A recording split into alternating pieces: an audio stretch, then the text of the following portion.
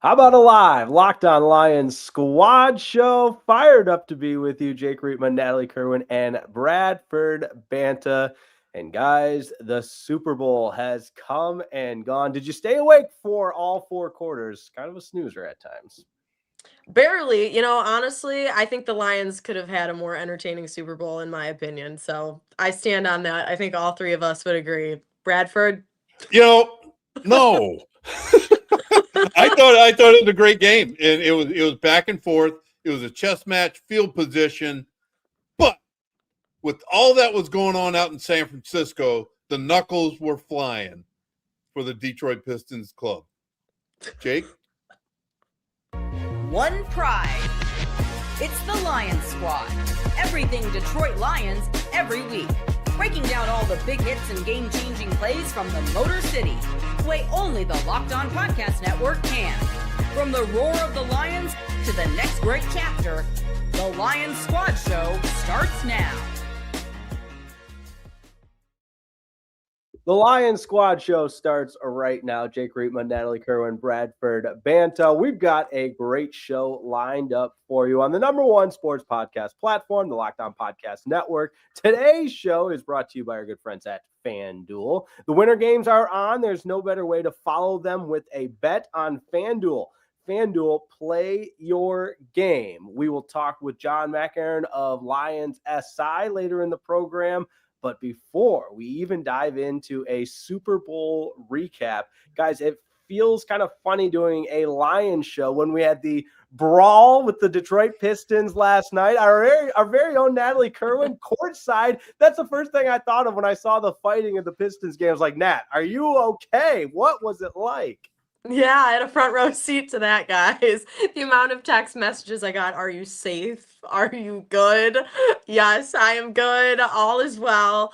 But that was something. That was something. And especially to see how much it has blown up today on social media and just what everyone is talking about and seeing the different angles of everything today too from fans. I mean, that just the more that comes out, it's like, wow. But yeah, I mean, it was a heated game, back and forth. The Hornets we played them once already in December and it was chippy, but we beat them pretty good. And so I think that was part of it. Again, I'm not going to speculate. Like, we don't know details yet since it just happened of how it even really started, what was said. But it happened so fast that it just crazy, just pure craziness. And it's hard because my seat at the arena is actually not right court side. They have me in the tunnel, the Pistons tunnel.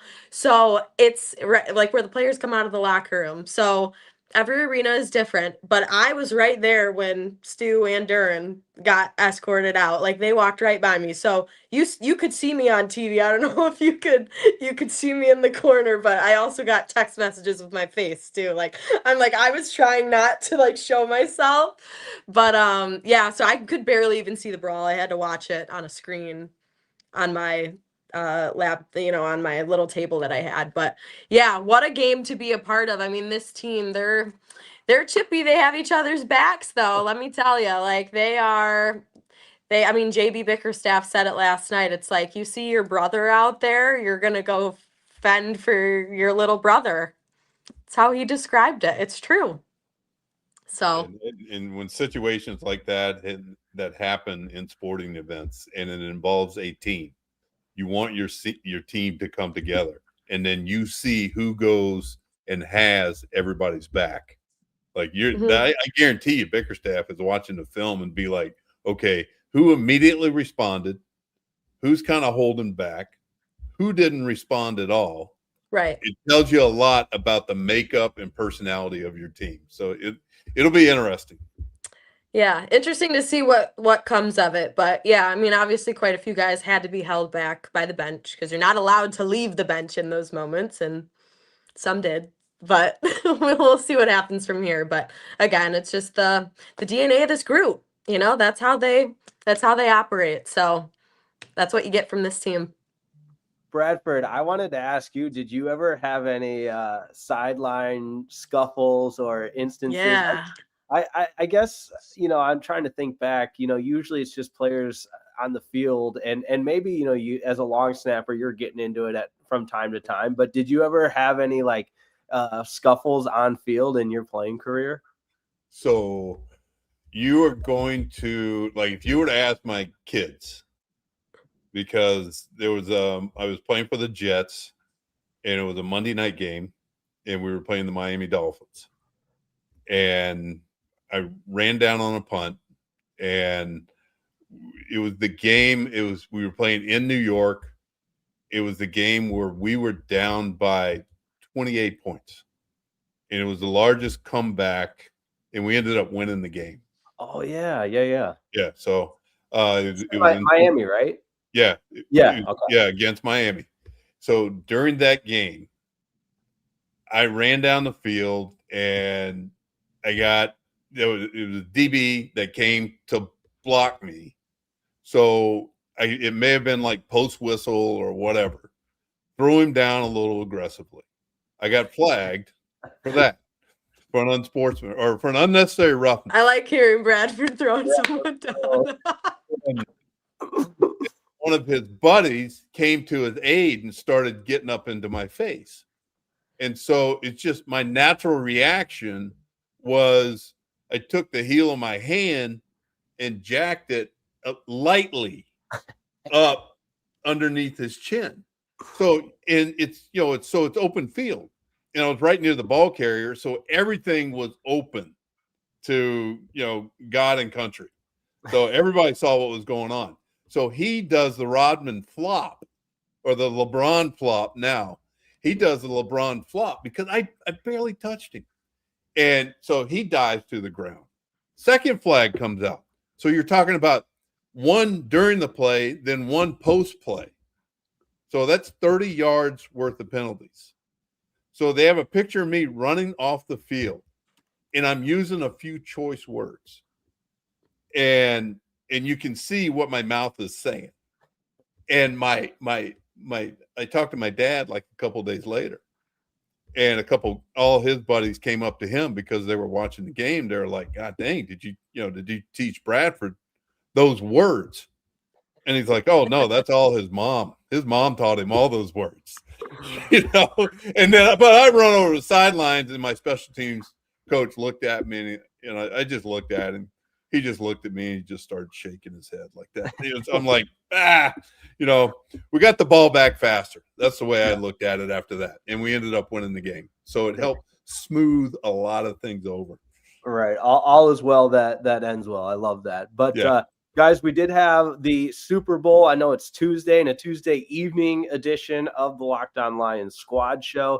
But, hey, special teams was on full display. The special teams prowess of the Seattle Seahawks, 3 punts inside the 6-yard line. That was a huge turning point in this game.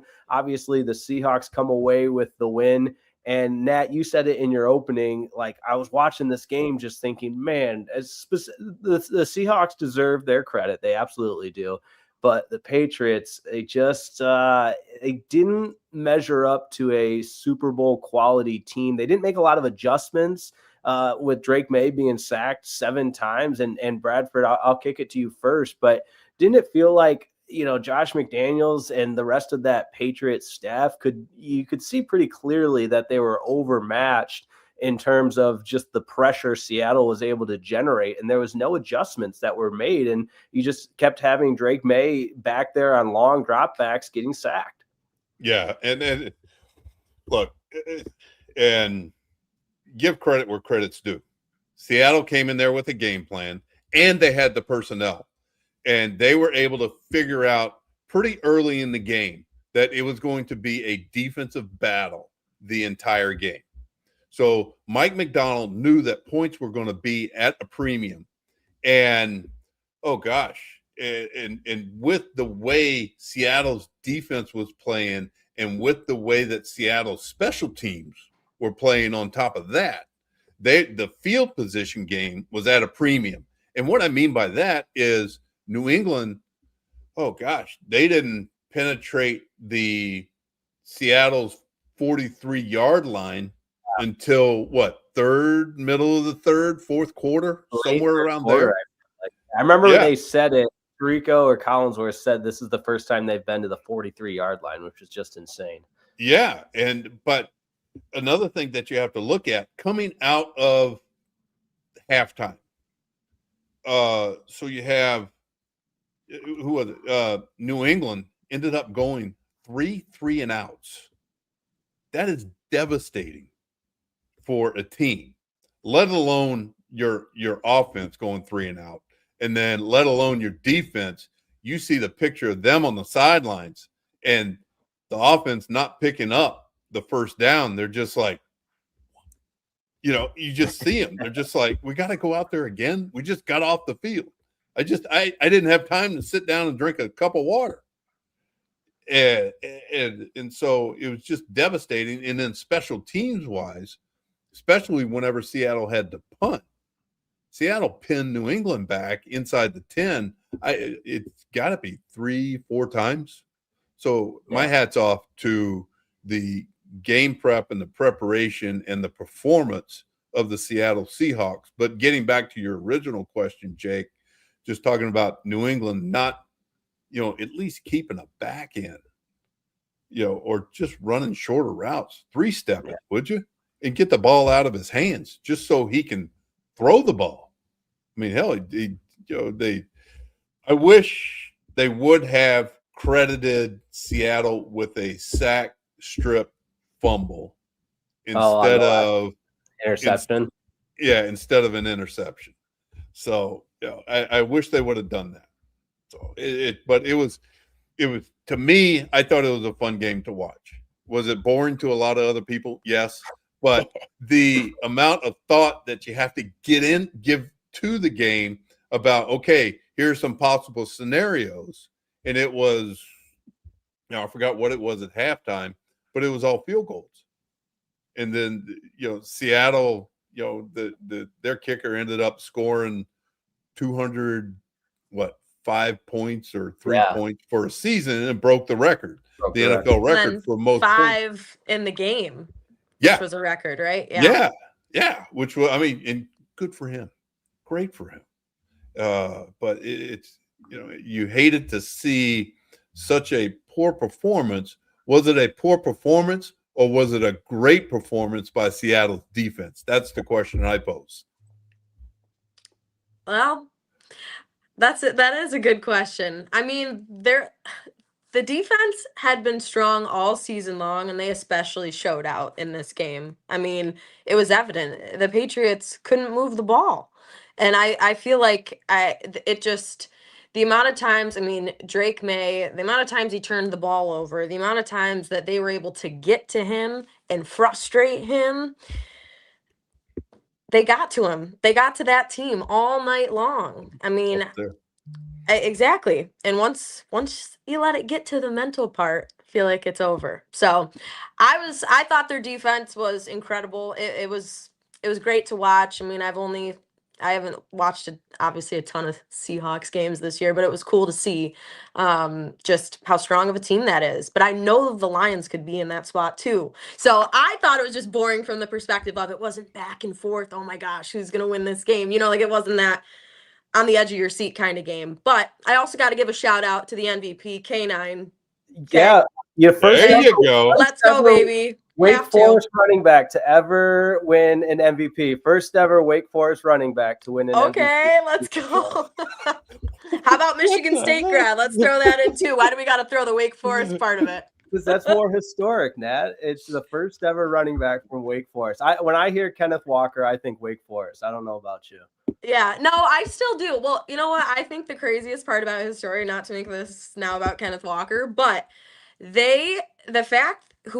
whatever scout at Michigan State found him in the transfer portal, because I believe he was the backup running back at Wake Forest. Correct me if I'm wrong. No, that sounds right. Yeah. And then he gets to Michigan State, and it's like, I believe it was the first game, and it was against Northwestern. Oh yeah, I can tell you very, very well about that game. I still don't think he's been touched in that game. Every time he got the ball, he scored. It was very tough to watch. Yes. It was a Friday night. Yeah. At Ryan Field. I could tell you all about that game, unfortunately. Yeah. I can attest to his greatness as well because I was on the field for the whenever he Michigan went. game. Exactly. For like 4 touchdowns, 5 touchdowns, whatever it was. Yeah. 5. There we go. So, anyways, happy for him. For sure. The great news is we haven't even began to break down the halftime show. And I know everybody has some sizzling hot takes on the halftime show, especially our next guest from Lions SI, the Doc, John Maakaron, will join us right after this. Don't go anywhere. It's a live Locked On Lions Squad show. But first, excited to tell you all about FanDuel. Today's episode is brought to you by FanDuel. And the Winter Games are officially here. And if you're anything like us, you're locking in for events you only get to see on the biggest stage every 4 years. And that's why following the Winter Games on FanDuel just makes sense. From medal counts to individual events to finding your angle on the sports you care about most, FanDuel gives you more ways to stay connected to the action. The drama of curling matches that start slow and somehow get intense fast. Speed skating, that's right, speed skating races decided by just inches. Hockey games that feel different right from the opening faceoff. And FanDuel keeps the entire Olympic experience engaging from start to finish. The Winter Games are on, and there's no better way to follow them than with FanDuel. FanDuel, FanDuel, play your game. Back with you on a live Locked On Lions Squad now, and time to welcome on a very special guest, John Maakaron from Lions SI, the Doc. I think my text to you was, why the hell haven't I asked you to be on our show yet? But long time coming, well overdue, my friend. Thanks so much for hopping on. Yeah, absolutely, guys. Thanks for having me. I'm a listener. I enjoy your guys' banter about the Detroit Lions. Great stuff, as always. And to answer your guys' previous question, I think the scout that found Kenneth Walker, let's not forget him, even though he's had some troubles, it was Mel Tucker. Was it Mel? Tough coming, he's got to know everything about Michigan State, and he's somebody that obviously, we'd like to forget at Michigan State, but he did have early success against Michigan when he was not on his phone doing bad things. It was just I can attest. Yeah, I can attest. You're a Michigan State guy, right? Absolutely. I'm a grad in 2001, and I'm a proud Spartan, and good times are ahead, hopefully, for the football program. Well, puppies. All of y'all are puppies. Go green. Yeah, go white. Well, yeah, good times are ahead for you guys because you stole my Northwestern head coach and Pat Fitzgerald, and I do. Whoa. He was let go by Northwestern. Yeah, because wrongfully. Yes, Northwestern's a bunch of simps, but we won't get into that. Today's show is a great hire by Michigan State. Absolutely. Today's show is about the Detroit Lions. Nobody more plugged in than Doc. I'm trying to segue away from that, Bradford. You're making it tough on you. Brought it up. We were about to start on a really bad path. Yeah. Well, let's talk some Lions offseason, Doc. I mean, obviously the biggest one, the hiring of Drew Petzing, the offensive coordinator. I think we were all pretty shocked when that was the direction that this Lions team went. What was your initial reaction? And I got to believe that seeing the direction of where this Lions team's going, as more and more starts to come out, you start to feel really, really good about what he can bring to the table. Yeah, no doubt about it. Look, like everybody else, he was not on my radar. Wasn't even on my top 20 list per se, because who's watching Arizona Cardinals football, being that they're a 3-win football team. And of course, I'm a natural Lions fan before I got into the media. And so I always looked at it like, okay, I wanted Mike McDaniel. He had the #1 offense, and he's a former head coach. I got to see him being down at Allen Park covering training camp.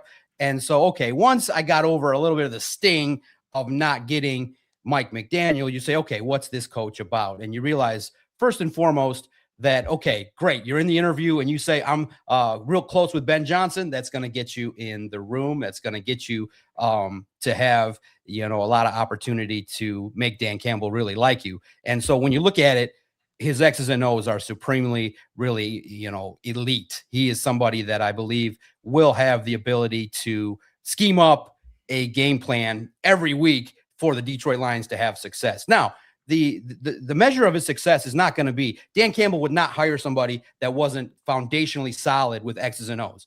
The key is going to always be, and this is where John Morton's downfall came in, is that on Sunday, how do you sequence these plays? You're going to have a plethora of offensive weapons. Just look at it. Amon-Ra St. Brown, Jamison Williams, Isaac Tesla, Sam Laporta. What Dan Campbell did a little bit better than John Morton was once he started taking over the play calling, he started spreading the football all around and more guys got to eat.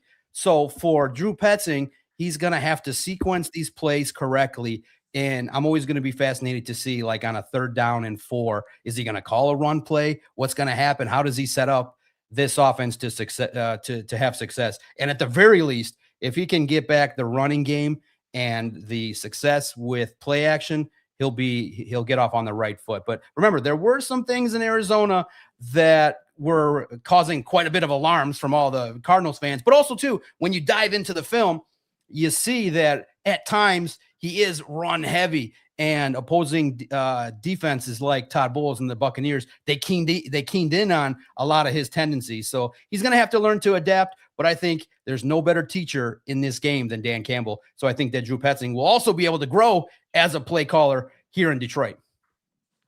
You talk about being run heavy, and you got 2 guys in Detroit, Jahmyr Gibbs and David Montgomery, and we haven't discussed it as a group here yet, but obviously the talks of David Montgomery maybe possibly not being here next season. What are your thoughts on that based on him having, career low and a career low season essentially this past year? And, do you think Drew Petzing will be able to utilize both of them? Will he want to, if they are able to, I guess, how do you see the situation? Yeah, absolutely. It's a unique situation because you can see equally both sides. First and foremost, if you're David Montgomery, you can't be happy with having, 130 less touches than Jahmyr Gibbs. It's just, you're a competitor. You're somebody that wants to help your team win. If you're a competitor, you would think that, hey, if you give me the football in at least some short yarded situations, I can help this football team out. But he's a good teammate. He absolutely loves Jahmyr Gibbs, but he also, and Brad Holmes really kicked this off when he spoke to the media. He said, look, he's a competitive player that maybe is owed an opportunity maybe to be a number 1 running back somewhere else. Look, I think that Drew Petzing or any smart play caller can use David Montgomery. And I didn't understand, because myself and a lot of the reporters kept asking Dan, like, what's going on with David Montgomery? Why are his targets so down? But clearly it's because Jahmyr Gibbs emerges, and he's going to be somebody that's going to be the focal point of this offense. So, and I also think too, the business side of the NFL, you're going to have to pay Jahmyr Gibbs $20 million a year. He's going to get a fat contract, as well as Jack Campbell, as well as Sam Laporta. So sometimes I know Lions fans get super attached to players and they love their guys, and I understand it completely, but I also am fascinated with the business side of the NFL. You can't pay them $9 million and have production outside the top 20. It doesn't work like that in the National Football League. You also have Sione Vaki on the roster. You drafted him, so you got to see what you got in him. And also, too, just look what the Bears did. They drafted a 7th-round running back. You can get similar production if you're going to use Montgomery that way like you did in 25. You can't have him on the roster. But if you're going to figure out a way to complement Jahmyr Gibbs and use him more, it would make sense. But you got to maybe see about David Montgomery restructuring that deal a little bit, because he's getting paid too much for what his production is. But I hope he's on the roster. I think he's an elite running back. I think he's a good in the room and somebody that the Lions could utilize. But also, too, when you look at the draft, you can find similar level of productivity in the draft, maybe in the 6th and 7th round, too. So, John, put yourself in Drew Petzing's shoes right now. And you just talked about play sequencing. And first game of the season, opening drive. First 15. How are you going to sequence those plays? Yeah, absolutely. First and foremost, I know, I'm more aggressive, so I'm throwing it up to J-Mo. I'm tossing it deep. I'm opening up that defense. I want those 8-man in the box to kind of back off, because I expect to see heavy fronts against the Lions offensive line, right? Bradford, you understand that the Lions offensive line is going to be tested early. They weren't good in 2025. So I expect a lot of pressure to be brought to see, hey, let's see what your offensive line is really about. Let's see, Tate Ratledge, are you going to be able to handle some of these stunts and blitzes? So I'm throwing it to J-Mo. But what I think Dan Campbell's going to do, run play to Jahmyr Gibbs, and run it. Listen, I'm going to be smart, and I'm going to run it through Penei Sewell. Like, let's start the game off tackle and get a nice 2nd and 4. And then I'm going to Amon-Ra St. Brown in the slant. Boom, we get another first down. And then I'm testing out the defense too. If they got hopefully some too high safety, maybe we can do some slants to Isaac Tesla and get him in the mix. And then a little bit of Sam Laporta. So right down the field for a touchdown in that first 15 by using every single weapon every single time, man. It's going to be great to see the opportunities there. But I think the one thing Bradford did, and you guys understand, is where the Lions offense struggled last year. They stopped going deep. I understand too high safety prevents it, but you got to take a couple chances so that the running game can have a little bit more of an opportunity. If you're going to give J-Mo that kind of contract, you got to see what he's about. And I just think that Jared Goff's 6 yards per air pass was one of the lowest in his career, and it bogged down the offense. It made their offense a little bit predictable, and it made things a lot more difficult for Dan Campbell. But yeah, if you're Drew Petzing, you're going to have to, run the football quite a bit. And there's nothing wrong with getting Jahmyr Gibbs the football too. A nice screen for a touchdown to Jahmyr Gibbs.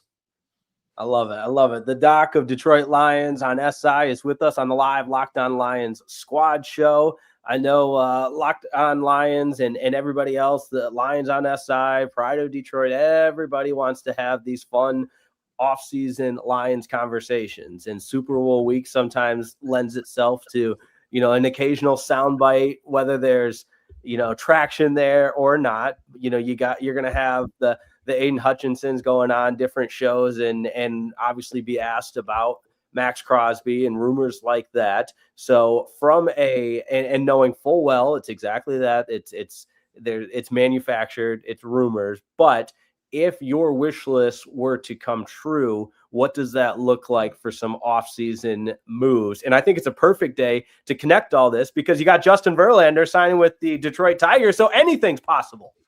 Yeah, absolutely. That's what I just talked about. I just finished recording the Lone Wolves podcast, which is going to come out every night at 7 p.m. I was talking about that too. What's the dream scenario? And I know everybody wants to, and I'm definitely among them. I want to pair Aidan Hutchinson with a legendary defensive end opposite of him. Who wouldn't love Maxx Crosby and Aidan Hutchinson? It just would be a dream scenario. But unfortunately, there are budgets and salary caps. And as much as I would love it, it does great for the website. It's great to talk about.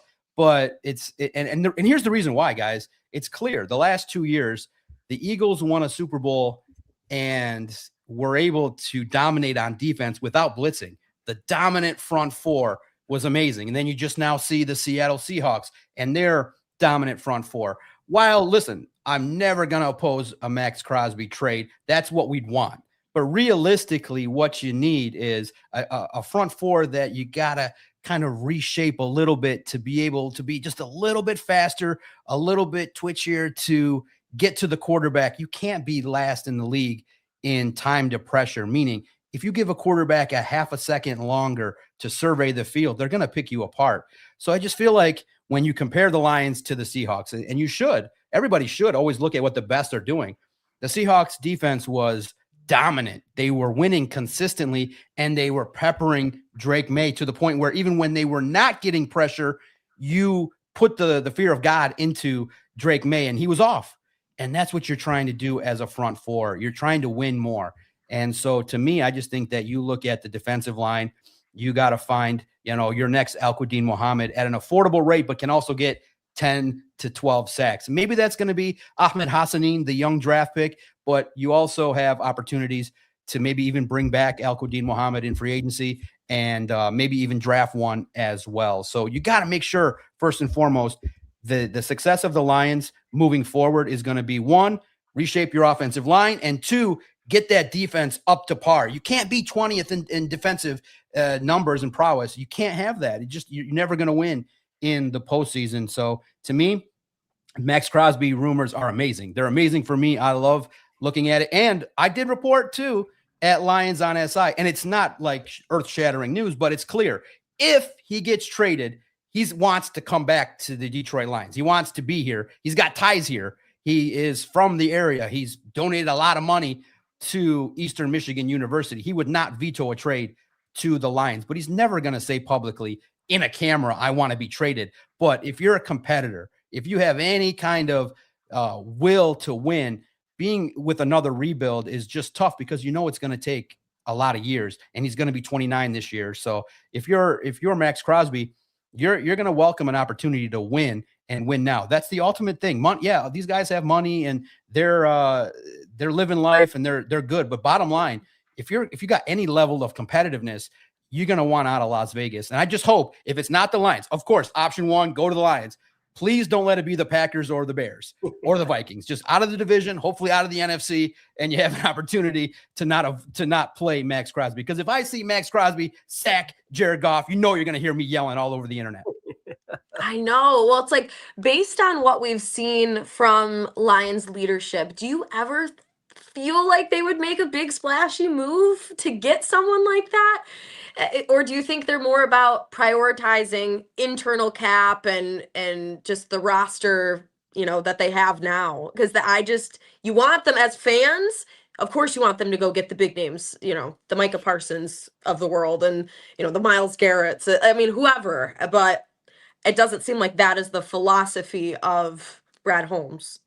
Yeah, no, it's tough because you are operating. And look, I get it. I spend a lot of time complaining about what Brad Holmes does, but at the same token, I get it. It's a philosophy. You're trying to set up, hey, we draft you, we develop you. If you do what you're told and you follow the protocol, we'll pay you.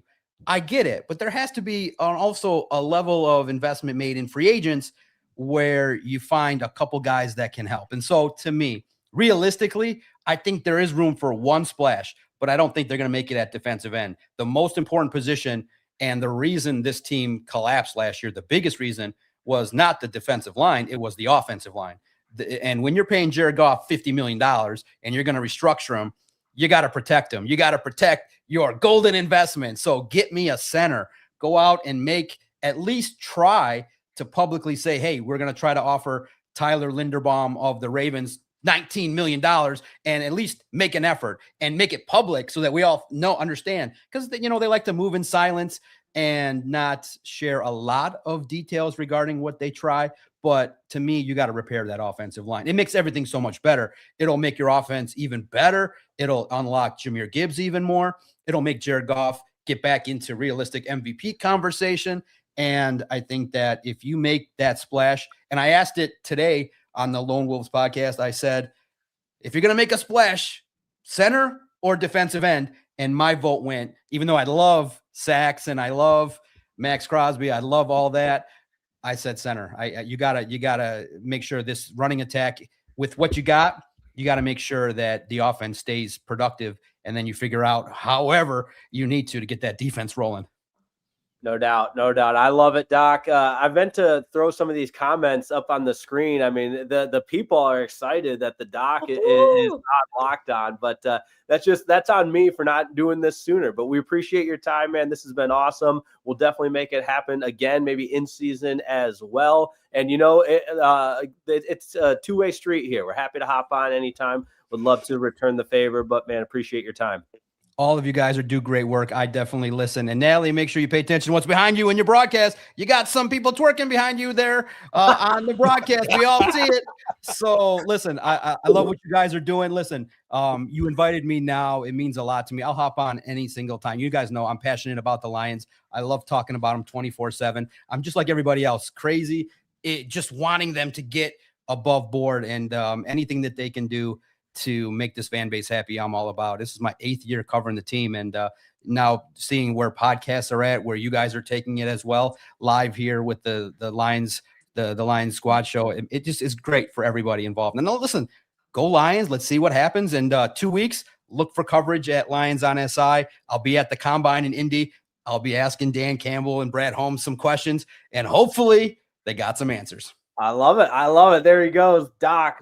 Detroit Lions on SI. We might have to have to get him on after a little combine recap for a good time. But man, that's awesome stuff right there. And obviously, Nat, he was tuned into your Pistons broadcast last night.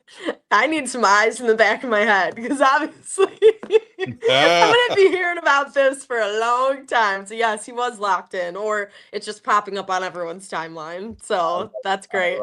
Great stuff there. Great stuff from the doc. You can follow him on Lions on SI. We'll keep the show rolling and hear that Aidan Hutchinson soundbite from Super Bowl Radio Row. That's next on Live Locked On Lions Squad Show. Today's episode of the Locked On Lions Squad Show is brought to you by TurboTax.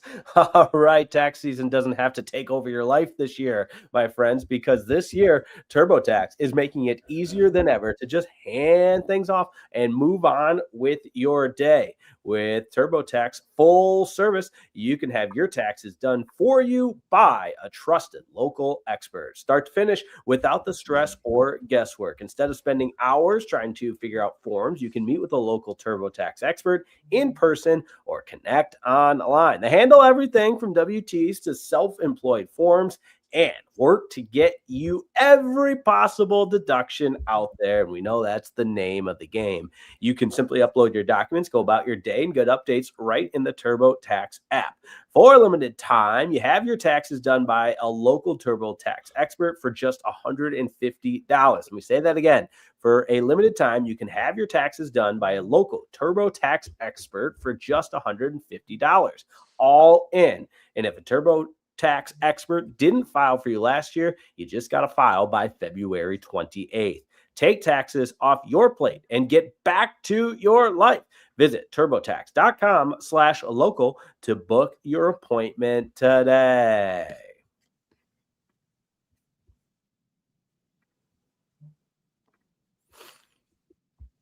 Our thanks to John Maakaron, the doc from Lions on SI, for hopping on an off-season edition of the Locked On Lions Squad Show. We got about 50 people watching, which we appreciate that, keeping everybody guessing with a little later start time today. That's because a little tease for next episode for Thursday, Bradford Banta is doing a little talent evaluation. Should we put it that way? Yeah. No, it's a talent evaluation down in the Florida area right now and checking out some draft-eligible players. Look at that. That's the kind of insight you're going to get on the Locked On Lions Squad Show. That means Thursday's episode, along with every other episode, is appointment viewing. Make sure you set up those notifications so you don't miss a thing. But we love the Maxx Crosby conversation, the rumors, if you will. But I just don't want anyone to think I'm crazy. It's not like I'm manufacturing it, because this is from also, Nat, I can't wait to get your opinion on this individual in sports media, Kay Adams. Oh, got a lot to say about her. But this is from Radio Row. This worked once. I don't know if it's going to work again, but this was Aidan Hutchinson when asked about Maxx Crosby. I don't know. His time in Vegas, he's a Michigan native. Yeah, right. Just like you. Can you just, like him, you on the field, and then him, you, Dan Campbell, there's just something. It sounds right. It's just right. It's like head and shoulders being right for your dandruff and scalp cooling needs. That's right. Can you paint me the picture of why that's the perfect fit? I was actually looking that up on the way over here because I was hearing some rumblings about it, but I don't know. You know, I'm the rumbling. Nice to meet you. Go on. In the event that it did happen, that would be so dangerous. But and me and Max have a great relationship. I'd love to play with him. What do you mean? What do I think of the? What do you mean you have a great relationship? I don't know. What's the relationship? You know, we see each other every now and then. We'll DM every now and then, and we both have a lot of respect for each other's games. Okay. And so. Have you ever worked out together? The likelihood of him coming to Detroit is high. No. Just given with the amount of guys that they have to pay in the building. That are I'm living in a dream world. Right. I know it. In a dream world, though, it sounds really good and it sounds right, which I'm all for. There we go. How about that fancy producing on the fly? But that was Aidan Hutchinson about Maxx Crosby, and Kay Adams interrupting him every time he tried to talk, which is a great skill set to have when you're the interviewer, which is my way of saying I cannot stand Kay Adams. But that's not today's not a hate Kay Adams podcast, but I think she might be number one on my all-time list of individuals in the space that just More than Kelly Stafford. Ooh, or are we talking just are we talking journalists? Yeah, I feel like Kelly Stafford is a podcast host. Kay Adams, I just think Kay Adams like flirts. Yeah, wait, she's technically in the industry. Here I am interrupting you. Hold on. I'm turning into Kay. No, you're not this is a squad show. This is banter. We're just joshing around, you know? But Kay Adams, I feel like flirts with every single pro athlete and has them on their show. And I think her bit's getting kind of old, you know? And then she interrupts. And listen, maybe that sounds like a bitter individual that I am, and I'm just spewing hate. I don't intend to do that, but let's get into the Aidan Hutchinson answer. Enough about Kay Adams. Who do you want to talk? I'm almost afraid to say anything because you're just on a roll. Yeah. I just I know we're a podcast, but I just don't want to get on that side of your journalistic integrity here. Don't worry. I got in some hot water over the weekend with going after a listener a little too much. So did you? Yeah, it'll happen from time to time. People are mean, and I finally stood up for myself. And like live on the air? Somewhat live on the air into the text line, which, I'm sure it happens. Yeah. I'll have a final designation of what my punishments will be after a couple more phone calls. I've gotten through a couple, but still more to come. So stay tuned. All right. Getting back to the original comments that were made by Aidan and the questions that were asked. I think it's a pipe dream to realistically think that Maxx Crosby would be a Detroit Lion. The draft capital and possible player capital that the Lions would have to give up to attain a player of his stature is too steep for the Lions to build for what they want in the very near future. And I think Aidan reacted that way too. He also thinks it's probably a pipe dream. I think he realizes it's a huge move. Contracts have to be made. I mean, he alluded to that too, right? Like they got to pay people that are already on the roster now. So as much as it would be a wonderful story to have two Michigan guys manning, those two positions and being absolutely electric and the best DN duo in the league, I don't see it happening with who they have to pay. So yeah, this is where hopefully crazier things have happened. I keep using my Detroit Tigers example first from Valdez, then Justin Verlander. Yeah, we'll just it's a pipe dream, but let's just keep the positive mojo going. You never know. I was shocked to see that Verlander news pop up on my phone today. So it's true. You never know what could happen, but I don't know. I guess we'll leave it at that. You literally don't know. We'll see what Brad Holmes cooks up. All right, one more segment on the program. Don't go anywhere. The live Locked On Lions squad show rolls along right after this.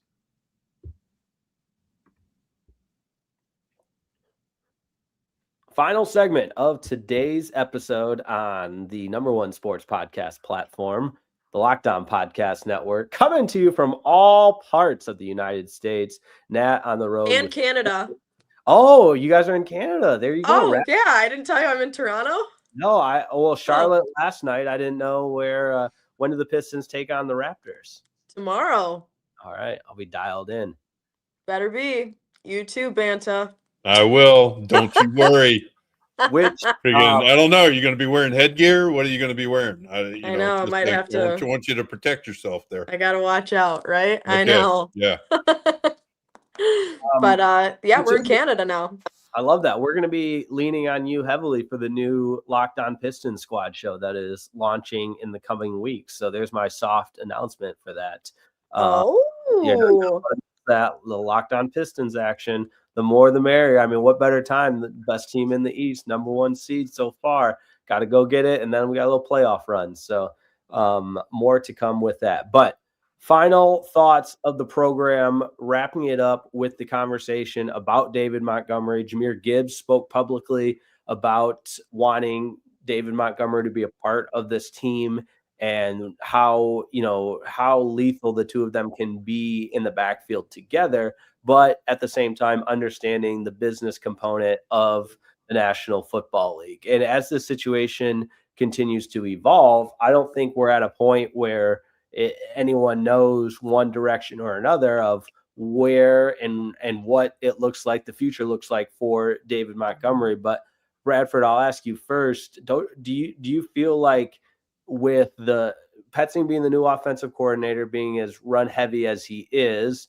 the kind of shades of 2024 and the years prior before last year of what could be, that's enough to really keep David Montgomery in Detroit?